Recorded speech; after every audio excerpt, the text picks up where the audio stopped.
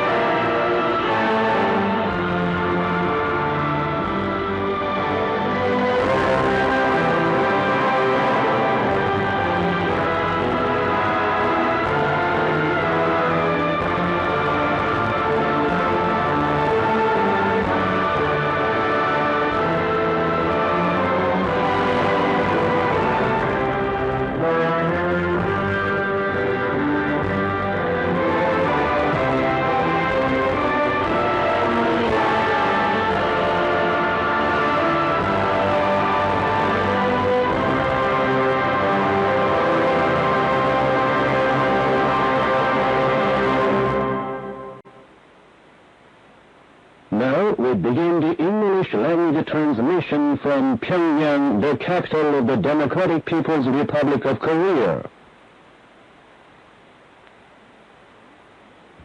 We now bring your main chorus, Song of General Kim Jong-il.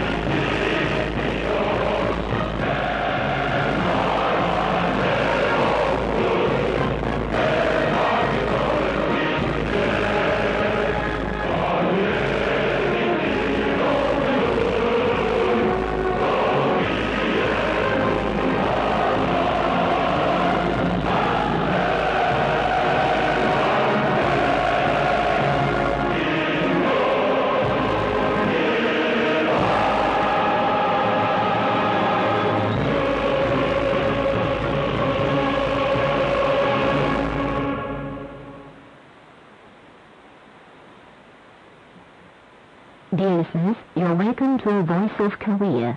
Today's programs will begin with the news. After the news, you'll hear the third installment of Section 2 in the Dear World Tone of Chapter 13, Towards Mount Pektu, from the reminiscences of the great leader Kim Il-sung with a century, and then an account, the course of party founding accomplished in liberated Korea, from the regular program, Workers' Party of Korea Glorious 65 Years. Next, foreigners' comments, President Kim Il-sung is a great man recognized by the world, from the regular program, All People Praise, and then an account, historic victory of the Korean people in confrontation with the United States. And finally, we tell you about fingerings as trinkets of Korean women, from the regular program, Time-honored history, resplendent culture, and between the programs, you'll enjoy some songs. Now here is the news.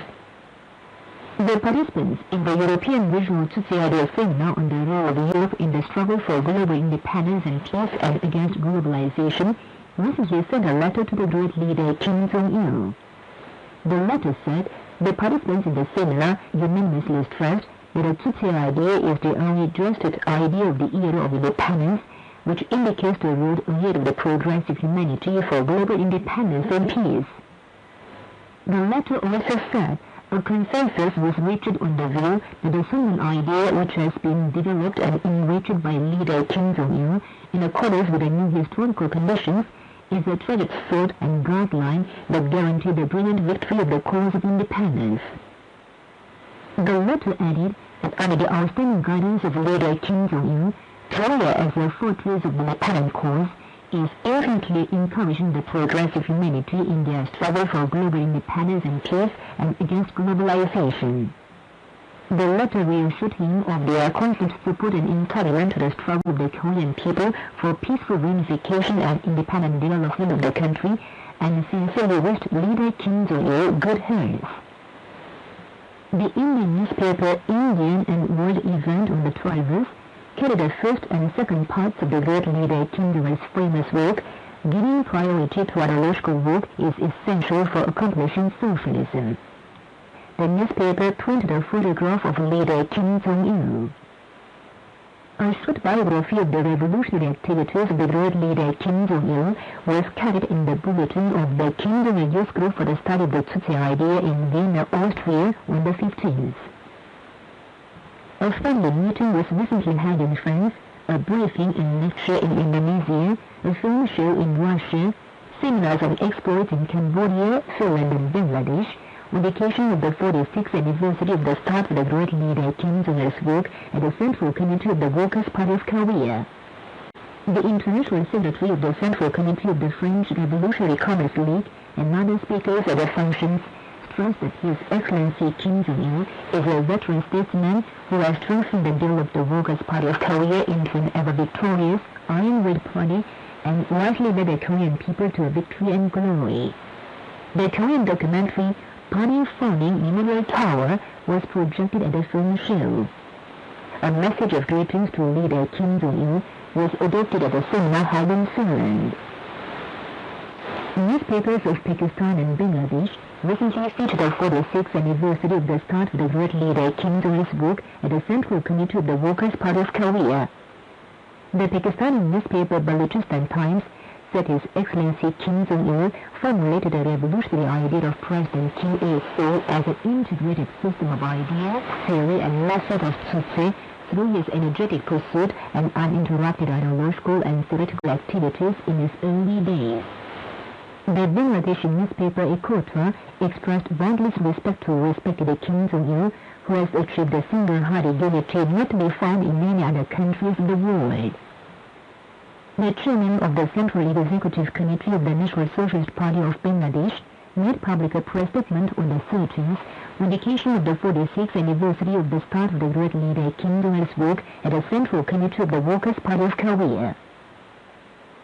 Foreign mass media recently featured the 10th anniversary of the publication of the historic June 15th Inter-Korean Joint Declaration.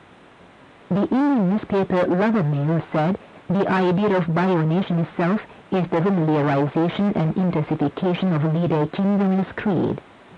The Ethiopian newspaper Daily Monitor noted but the reality proves that the firm defense of the June 5th Joint Declaration is the way to reconciliation, unity, and reunification of the Korean nation. The Cambodian Upsetter television and radio hardly pressed that the world leader Kim Il-sung put forward the 3 charters for national reunification and devoted his all to bring a reunified country to the Korean people till the last moment of his life. The Equatorial Guinean television introduced the validity and vitality of the June 5th Inter-Korean Joint Declaration.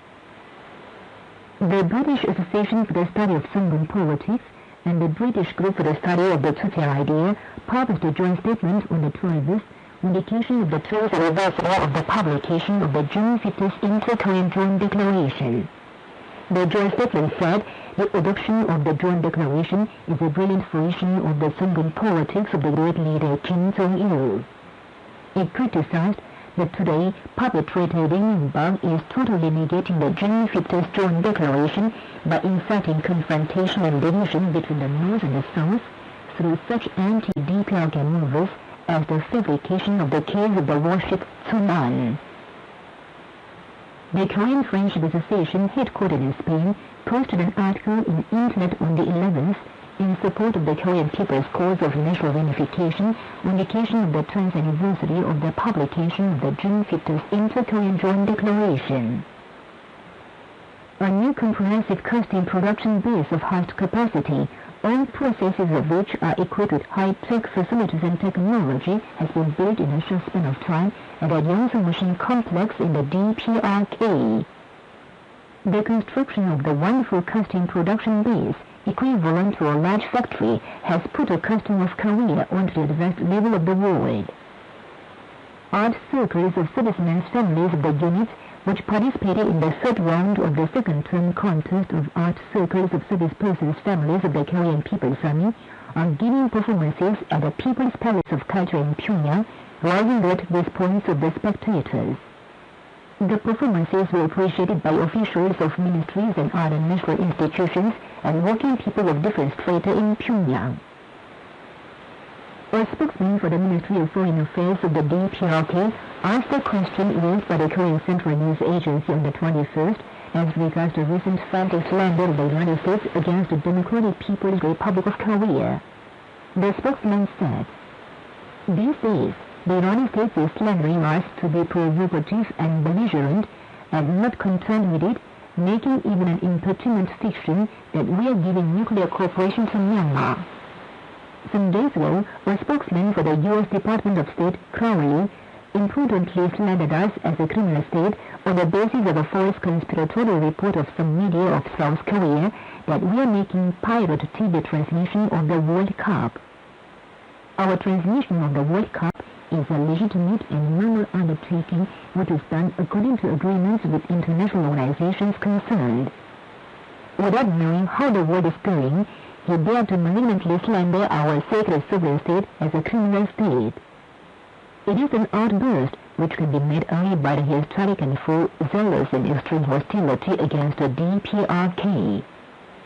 Now the United States is actively helping its puppet driven into a tight corner concerning the case of the Tsunan.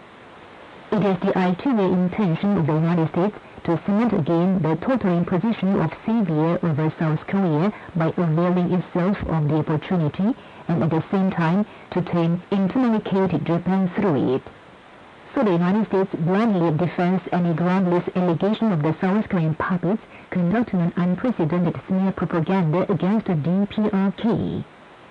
Crowley's senseless talk about criminal state cannot be regarded merely as a schizophrenic symptom of an individual short of information and vocabulary. It disclosed the real intention of the present administration to cover up its helplessness with a veil of strategic patience and evade all dialogues, including the six-party talks. If the United States is not short of dialogue, we too do not feel the need to urge it. But the United States must clearly know that we do not pardon any slander against us, and we have our way to settle account. The Secretariat of the Committee for the Peaceful Reunification of Korea issued Information 957 on the 21st. The information said, some time ago, a spokesman for the South Korean Public Ministry of Unification senselessly said it is the North that impaired the spirit of the June 50th Joint Declaration and led towards a string of wicked outbursts about what they call apology concerning the sinking of the warship and realization of nuclear development, and continued. Puppet Minister of Unification Hyun In-pek talked again about possibility of contingency, an incident of a tourist of Mount Kumgang at the National Assembly, and the bandits of the Grand National Party blared that it should not be slandered that the South-North relations were deteriorated because of the North policy of the present government. It is a traitorous act and unpardonable serious provocation aimed at concealing their dirty nature as the destroyer and violator of the June 50th Joint Declaration, justifying their policy of confrontation with fellow countrymen and evading the responsibility for leading the North-South relations to rupture and crisis of war. The South Korean traitors, including those of the Puppet Ministry of Unification, hindered the joint function of the nation for the 10th anniversary of the June 50th Joint Declaration in every way and aborted it in the end. Puppet Minister of Unification Hyun In-pek did not participate in the function for commemoration of the 10th anniversary of the June 50th Joint Declaration organized by reunification movement organizations, though he had received an invitation as last year, which is a direct challenge to the June 50th Joint Declaration.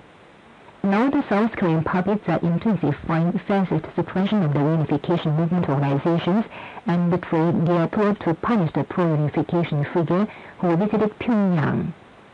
The senseless outbursts of the South Korean puppets are new tricks and last kick to escape from the political crisis caused by the racket of the conspiratorial case of the sinking of the warship and their defeat in the elections to local autonomous bodies, and from the public denunciation at home and abroad, as well as the South Korean people's denunciation against the criminal rupture of the old inter-Korean relations. The Korean Central News Agency released an indictment on the 21st under the title, "The truth behind the conspiratorial case of the sinking of the warship cannot be concealed," on the lapse of 1 month after the United States and the traitorous Rinenba Group announced the results of investigation into the sinking of the South Korean puppet Navy's warship. The indictment filed specific materials to expose that the story about the North torpedo attack, loudly talked about by the United States and the traitorous Rinenba Group, is a fabrication without any scientific ground, and lurking behind it are the despicable political purpose they pursue through the case of the Tsunan and the dirty collusion for its realization. The South Korean puppet civilian military joint investigation team admitted on the 19th that the analysis of adsorptive matter on the hull of the warship Tsunan and torpedo pads was wrong, which had been presented as a scientific evidence of the sinking by torpedo explosion. At the third meeting of the Special Committee of the National Assembly for probe into the truth behind the sinking of the Tsunan on the 11th, Lee Ki-pong, Explosion Section Chief of the Joint Investigation Team, admitted that their results of investigation were wrong, vaguely saying, in the initial examination, iron and crystalline aluminum oxide was detected. At that time, crystalline aluminum oxide could not be found out because a very little amount was detected. Later, through an additional investigation, a little amount of crystalline aluminum oxide was found. The Media Verification Committee for Proof into the Truth behind the warship Tsunan, comprised of press organizations, said the results of analysis of adsorptive matter of the Joint Investigation Team had been advocated to be most scientific of the results of investigation they made.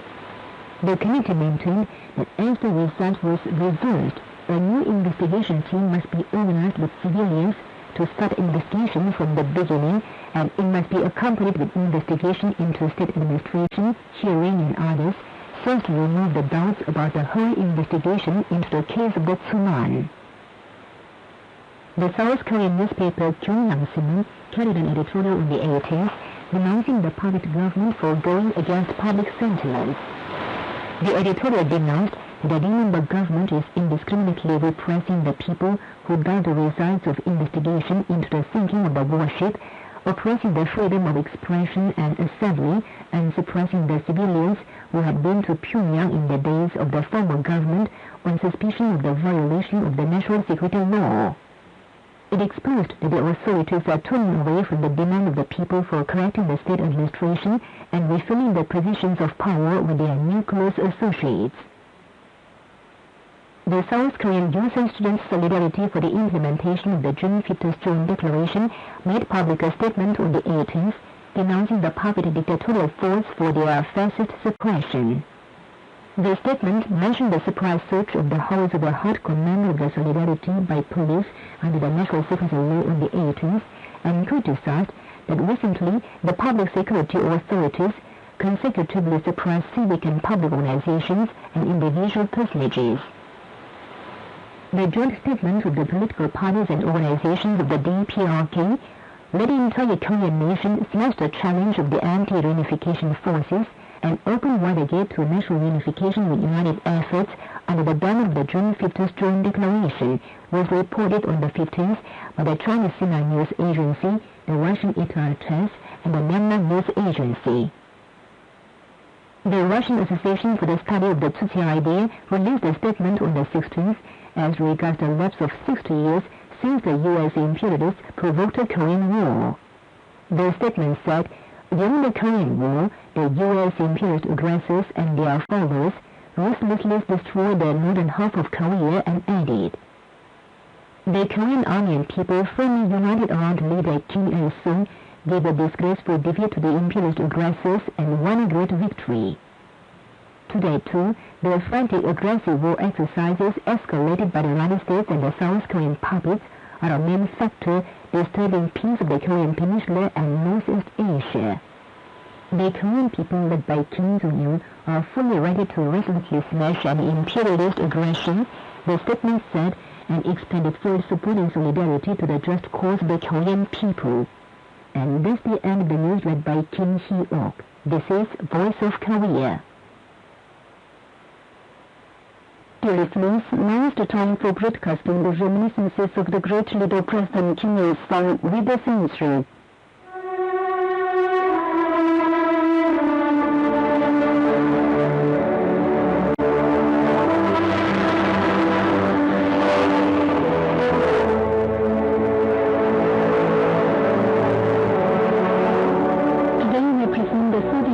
Of the fiction tour in the dear world town of Chapter 14 towards Mount Pekto.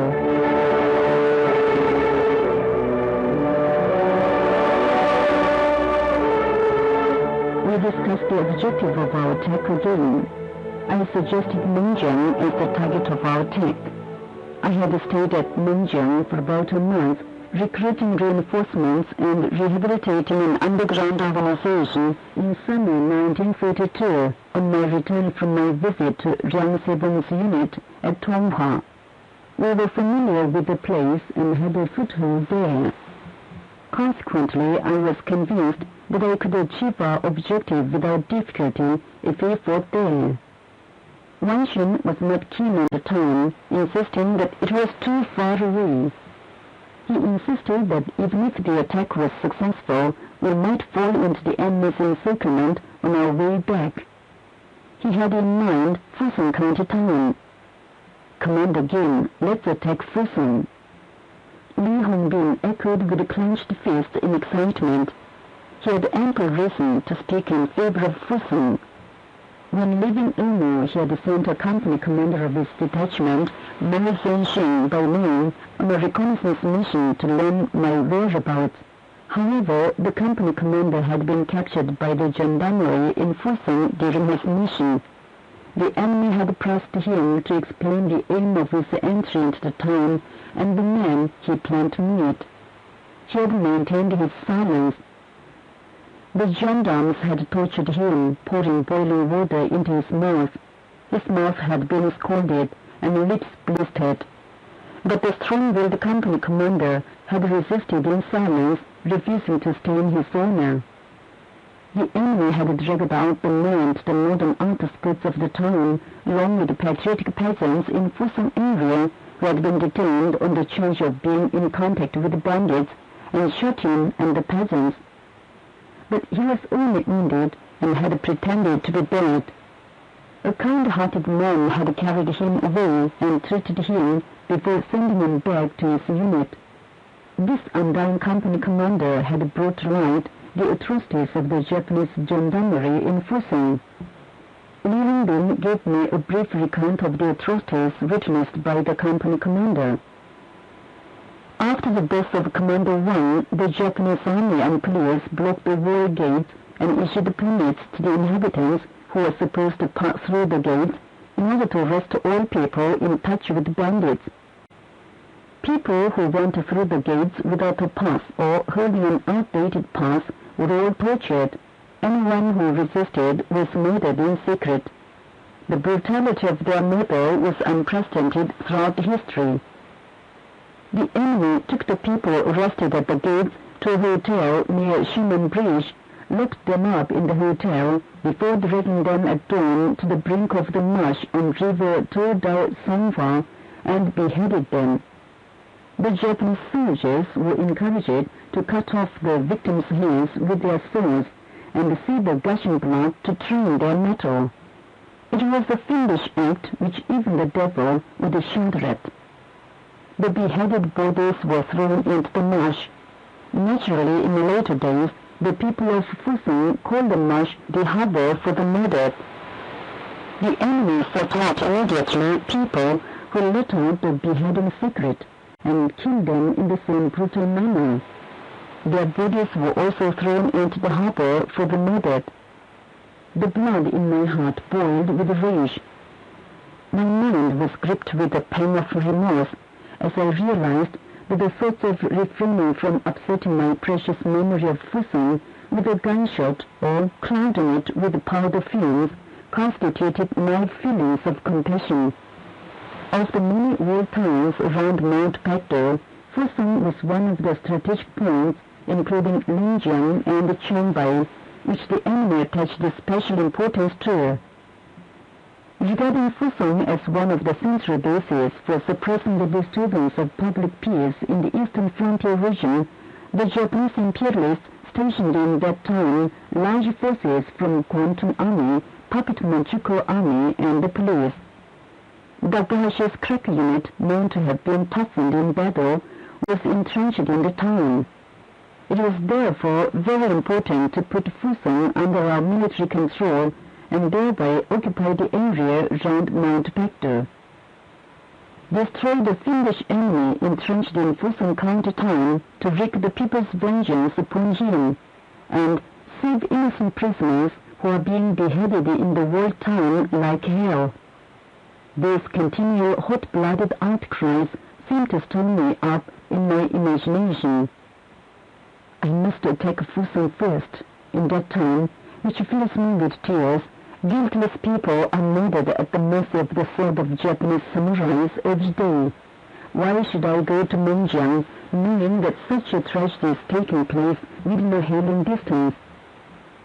If I attack Fusen, I shall thereby gain revenge upon the people's enemy, strengthen the united front with the Chinese anti-Japanese units, and occupy Mount Pakto area without difficulty. Consequently, I must fight there without a moment's delay. I thought that an attack on the town of Fusen would constitute the most sympathetic greetings to the townsfolk, as well as an expression of the warmest and truest love I could ever offer them. Therefore, I decided to attack Fusen and open up a defensive phase in occupying the northwestern area of Mount Pakto. After agreeing upon the target of attack, we sent out scouts to reconnoiter the town again. Studying the reconnaissance report, I had the premonition that we had to fight against heavy odds. The town's defenses were far stronger than we had predicted. Like all other walled towns in Manchuria, Fusen was surrounded by a solid mud wall reinforced with the gun emplacements. The only thing in our favor was that a company of the Puppet Manchukuo Army on guard duty at the wall gates was under our influence, and I knew the town's streets well. The company included an organization of the Anti-Japanese Association, which had been formed by political operatives from our unit. The deputy company commander Wang, head of the organization, premise that he would post reliable members of his organization as guards at the wall gates at the attack hour and let them open all the gates at the same time.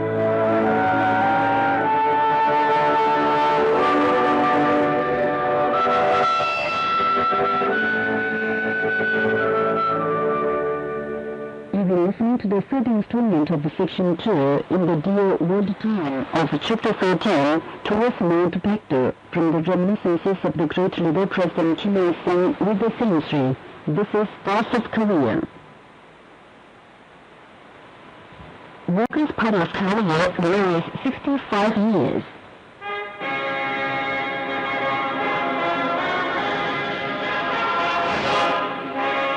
Whenever they warmly look back upon the glorious 65-year-long history of the Workers' Party of Korea, the Korean people impressively recall the military exploits of President Kim Il-sung, who accomplished the historic cause of party founding and built the Workers' Party of Korea as the most militant and revolutionary party, a mass party serving for the working people under so difficult and complicated circumstances after liberation. The cause of party founding accomplished in liberated Korea. The cause of founding a revolutionary working class party in Korea was brilliantly accomplished by President Kim Il-sung. After he put an end to the Japanese imperialist colonial rule and liberated the country, President Kim Il-sung immediately founded a revolutionary party of Tsutse type on the basis of the organizational and ideological foundation of party founding and brilliant revolutionary traditions he had established in the flames of the glorious anti-Japanese revolutionary struggle. He presented a policy of party founding at a meeting of military and political cadres of the Korean People's Revolutionary Army on August 20, 1945, right after liberation, and energetically pushed forward preparations for forming a unified party with the revolutionary fighters trained in the anti-Japanese revolutionary struggle as the hardcore and involving revolutionaries active dispersedly at home and abroad. But the division of Korea into two due to the U.S. imperialists and vicious obstructive movers of the reactionary forces made it impossible to found an all-Korea unified party. On the basis of his deep analysis of the demand of the prevailing situation, President Kim Il-sung presented a policy on forming the Central Organizational Committee of the Communist Party of North Korea, a powerful central leadership organ of the party first, taking advantage of the favorable conditions created in North Korea. For the purpose, he took measures to check the movers of the forces obstructing the unity of the ranks and readjust local organizations and create preconditions for consolidating the ranks in an organized way. President Kim Il-sung dispatched the anti-Japanese revolutionary fighters to different local areas to firmly consolidate already organized local organizations of the Communist Party. And he organized positive organizational and political work to form new party cells in factories, farm villages, mines and fishing villages, and expand party ranks with progressive elements of the workers and farmers. As soon as the local organizations were readjusted and conditions to form the party were prepared in the main, President Kim Il-sung called a preliminary meeting to successfully hold the inaugural Congress of the party in Pyongyang on October 5, 1945. The policy on forming the Central Organizational Committee of the Communist Party of North Korea presented by the President was supported by absolute majority at the meeting. As a result, the preparations for accomplishing the cause of founding a working class party were completed in liberated Korea. On the basis of the full preparations for founding the party, President Kim Il-sung called the historic inaugural Congress of the party and declared the founding of the Revolutionary Party of Tsutse type to the whole world on October 10, 1945. With the founding of the party, the Korean people had their own powerful political staff and vanguard unit of revolution. Under the leadership of the party, they built a peculiar people-centered socialism, a powerful state independent in politics, self-sustaining in the economy, and self-reliant in national defense in once backward and poverty-stricken Korea. The French magazine Bip, in its editorial, praised the Workers' Party of Korea as the party of President Kim Il-sung, which was founded under his wise leadership and opened a brilliant new history in accomplishing the socialist cause, the independent cause of the popular masses, and that today the brilliant history of victory is successfully carried forward by Kim Jong-il. The Korean people will further glorify the exploits of President Kim Il-sung, who founded a great glorious party and build a Tzu-oriented great prosperous and powerful nation in the future under the guidance of leader Kim Jong-il.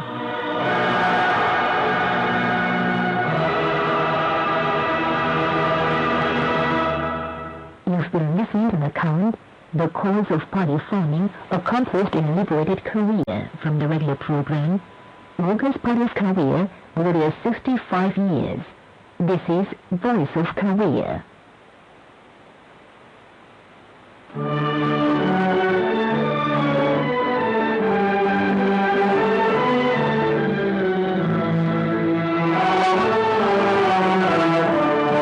people please.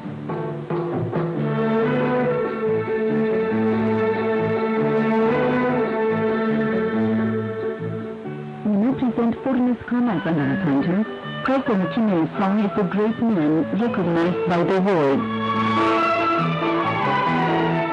The progressive humanity of the world speak highly of great President Kim Il-sung as the great leader representing the 20th century and as a prominent leader. Ruhagwa Suren, who visited Korea in the capacity of the head of the delegation of the Mountbatten Association for Independent Development of Mongolia, said, Дэмждэг. Тэгээд энэ үзэл санаагаар ард түмнийхээ хүчинд толгуурлаж тухайн орон нутгийн хөгжил The Church idea means that man is the master of his destiny and he has the strength to shape his destiny. The great idea is the guiding idea of the independent era, which should be regarded as the guideline in all fields of the building of a state and society.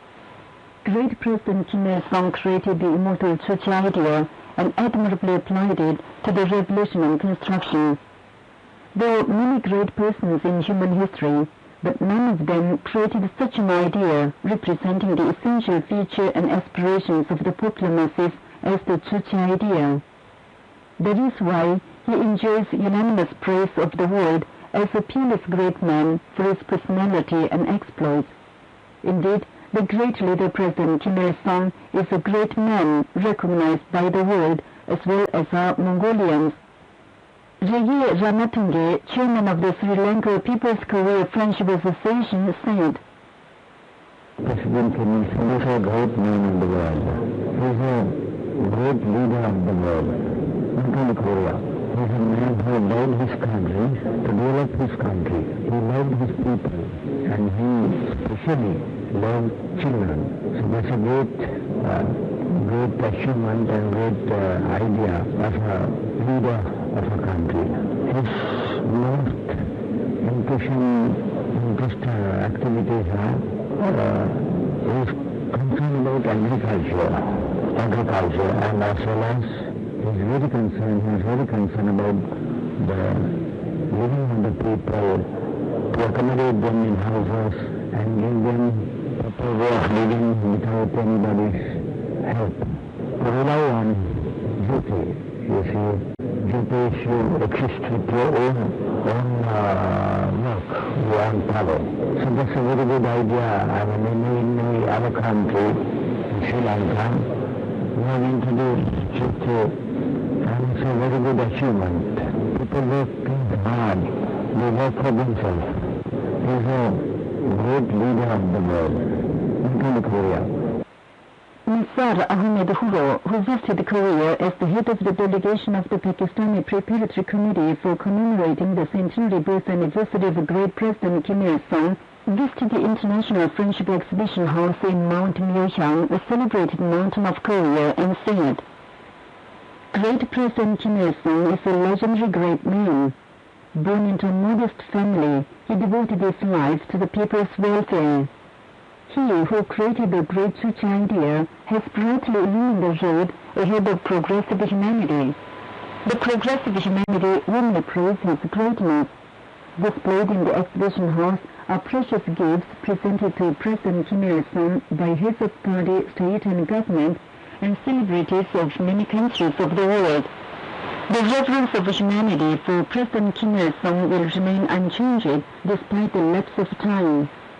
Indeed, President Kim Il-sung is a prominent leader of not only the Korean people, but also the progressive people of the world.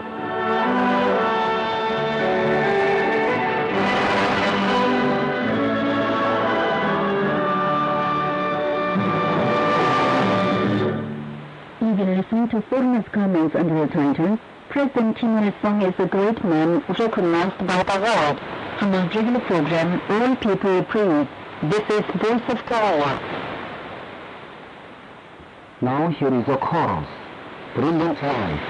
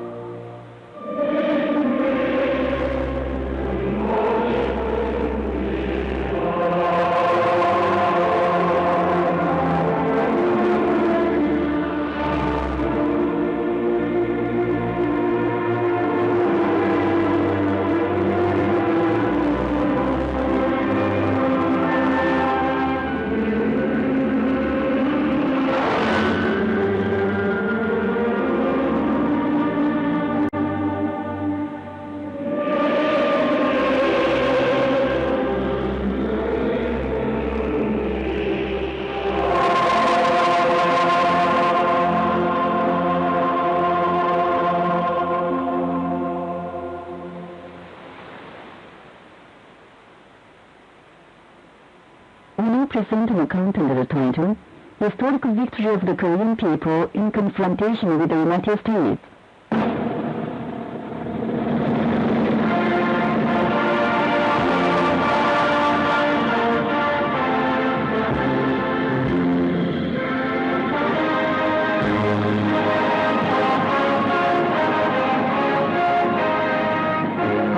Repeating the case of the sinking of the warship Truman, Lee Myung-woo, one of the traitors of South Korea, are conducting frantic war exercises and bringing the situation of the Korean Peninsula to the brink of war under the pretext of the case.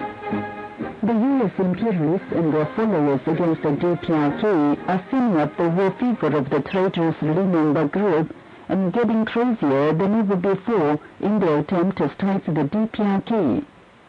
Now the Korean army and the people regard the war moves of the U.S. imperialists and the South Korean traitors as reckless acts of those steeped in an anachronistic idea, and are more convinced of their victory. In the past, the U.S. imperialists and the war servants invaded the socialist and developing countries, crying out the belligerent logic that war is as good as to untie with the teeth a knot which cannot be untied with the tongue.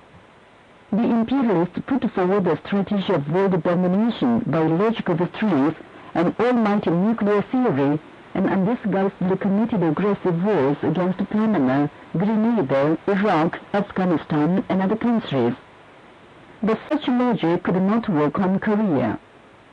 The U.S. imperialist strategy of world domination repeated failures and abortions in Korea decade after decade. After the Korean War provoked by the U.S. imperialists in the early 1950s ended with the victory of the Korean people, Clark, the then commander-in-chief of the UN forces, who signed the armistice agreement, confessed, "I gained the unenviable distinction of being the first United States Army commander in history to sign an armistice without victory." As the world commented, the secret of Korea's victory in the war lay in the outstanding military strategy and strong will of President Kim Il-sung and the strength of the spirit of all the army and the people.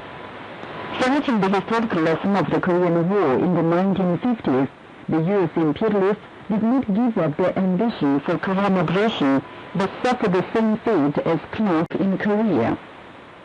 When the U.S. imperialist armed spy ship Traveler was captured by the Navy of the Korean People's Army after its intrusion into the territorial waters of Korea in the 1960s, the former U.S. President Johnson declared at first that they would bring back the ship even by wielding a stick, but finally sent a letter of apology to Korea. In the 1990s, the former U.S. President Bill Clinton, who drove the Korean situation to the brink of war while talking about nuclear inspection of the DPRK, sent a letter of reassurance to Korea. And the war maniac Bush the Younger, who had named the DPRK a rogue state and terror sponsor, deleted it from the list of terror sponsors. The facts are well known to the world.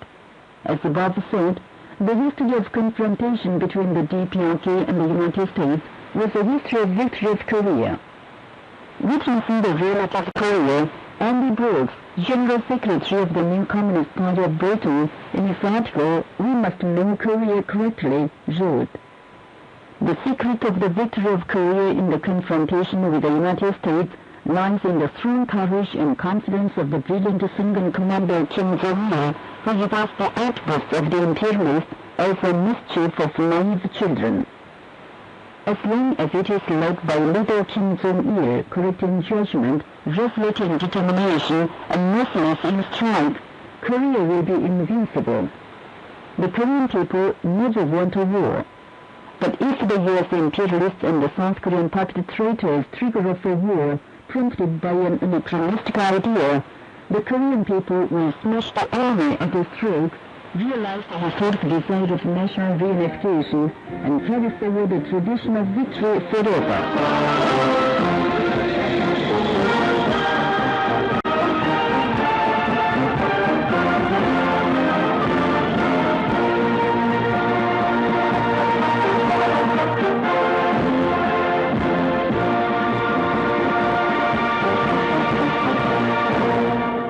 You've been listening to an account under the title, Historical Victory of the Korean People in Confrontation with the United States. This is Voice of Korea.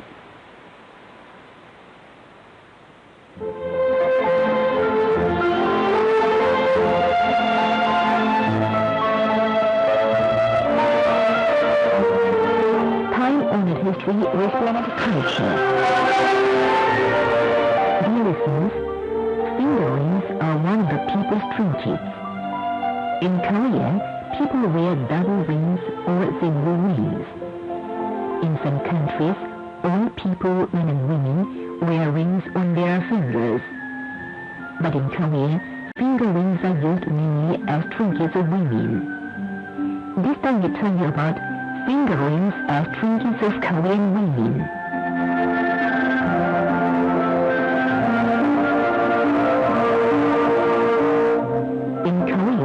It is a long-standing custom that women wear rings on their fingers.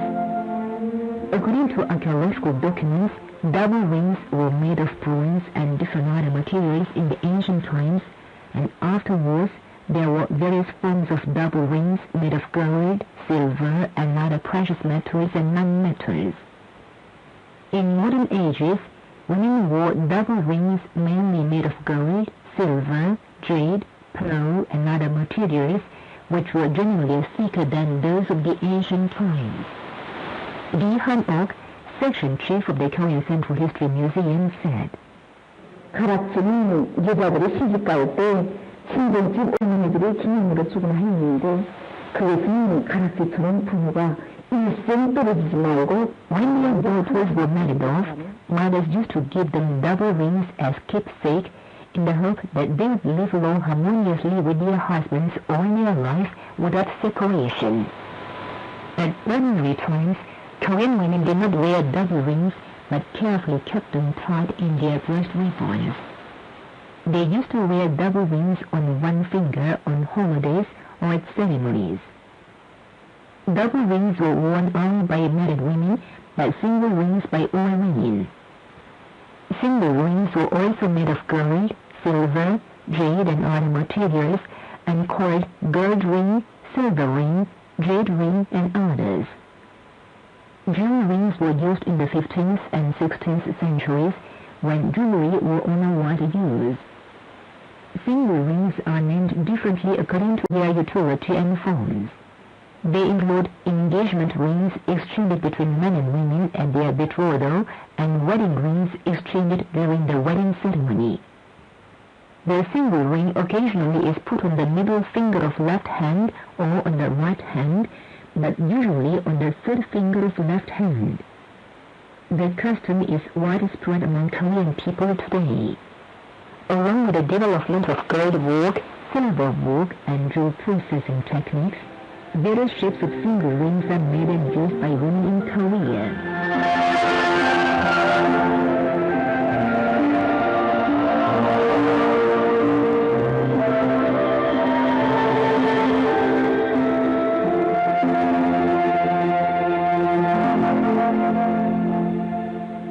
You've been listening to an account, Finger Rings as Trinkets of Korean Women, from the regular program, Time-honored history with planet culture. This is Voice of Korea. Dear listeners, with this, we conclude the English language service of Voice of Korea from the Democratic People's Republic of Korea. Voice of Korea presents its English language service for Europe between 13 and 14 hours UTC, between 15 and 16 hours UTC, between 18 and 19 hours UTC, and between 21 and 22 hours UTC on 13,760 kHz and 15,245 kHz. For North America, between 13 and 14 hours UTC and between 15 and 16 hours UTC on 9,435 kHz and 11,710 kHz. And for Northwest Asia, between 1 and 2 hours UTC and between 3 and 4 hours UTC on 7,200 kHz, 9,345 kHz and 9,730 kHz. Goodbye, this is Pyongyang.